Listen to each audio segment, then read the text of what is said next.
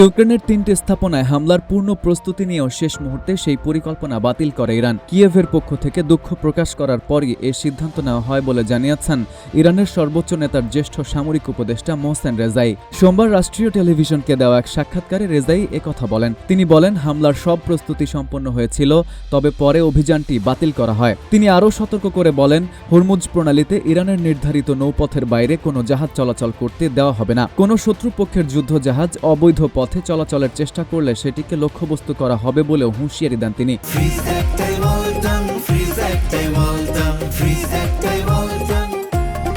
রেজাইয়ের দাবি, সাম্প্রতিক 17 দিনের সংঘাতে ইরানের ক্ষেপণাস্ত্র ও ড্রোন হামলায় যুক্তরাষ্ট্রের সামরিক পরিকল্পনা ব্যর্থ হয়েছে এবং মার্কিন বাহিনী বড় ধরনের ক্ষয়ক্ষতির মুখে পড়েছে। গত 25 জুলাই ইরান অভিযোগ করে ইউক্রেন কাস্পিয়ান সাগরে একটি ইরানি বাণিজ্যিক জাহাজে হামলা চালিয়েছে। এতে একজন নাবিক নিহত হন।